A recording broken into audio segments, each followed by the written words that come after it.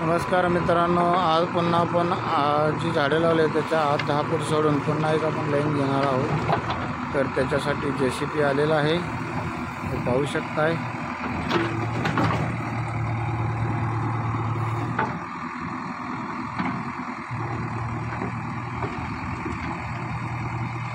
तर आतल्या बाजूने एक लाईन आपण घेत आहोत, जे आपण आता पाईपलाईन केलेले आहे तिथून 10 फूट सोडून पुन्हा आत एक लाईन घेतो। 2 झाडाच्या मध्ये आपण लावले हो।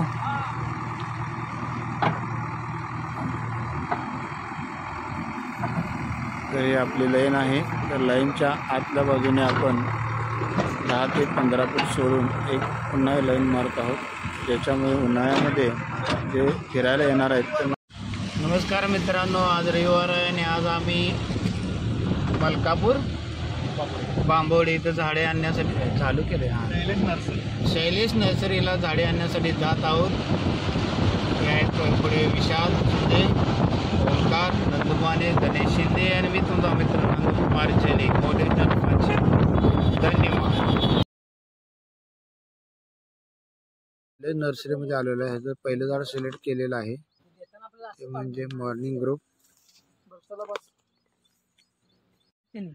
तेच की वरचं हे आहे ना मेन, किती खरं परत ते झालेलं आहे। तर आपण आता आलेलं आहे शैलेश नर्सरीमध्ये।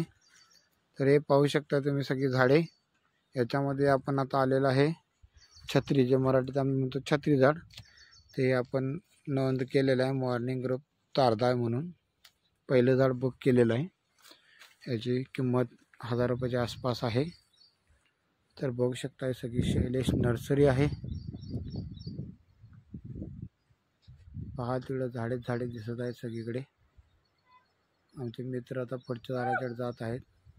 धन्यवाद। पुढच्या व्हिडिओमध्ये आपण सगळं बोलू। आता थांबूया मित्रांनो। हे पाहू शकताय मगाशी बोलल्याप्रमाणे शैलेश नर्सरी येथे पाक 200 रुपयापासून 2000 पर्यंत तुम्हाला रोपे, झाडे, मोठी झाडे, नारळाची झाडे, भरपूर व्हरायटी भेटेल। आणि सगळे म्हणत होते की तिथं तुम्हाला फिरायला कमीत कमी 2 ते 3 तास लागतात, आणि ते अगदी खरं आहे। आम्ही 10 ते 15 मिनटं झालं, अजून त्या नर्सरीचा 10% सुद्धा पार्ट पूर्ण झाला नाही फिरून। इतकी मोठी नर्सरी आहे। हे आंब्याची बघू शकताय तुम्ही। तर आता फक्त आमचं छत्री, गावरान भाषेत जे झाडाला छत्रीमध्ये छत्री आणि सप्तपर्णी एवढंच सिलेक्शन झालेलं आहे। तर पुढे आपण जात आहोत पाहण्यासाठी।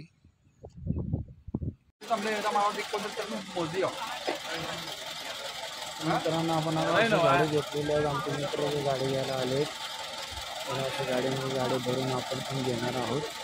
तिथे प्रत्येक झाड 7 ते 8 फूट उंचीचं आहे। 700 ते 800 रुपये खरंच ते आपल्याला परवडण्यासारखं आहे। सामाजिक कार्य करत असाल तर प्रत्येक व्यक्तीने एक झाड दिला तर हे आपल्याला परवडणार आहे।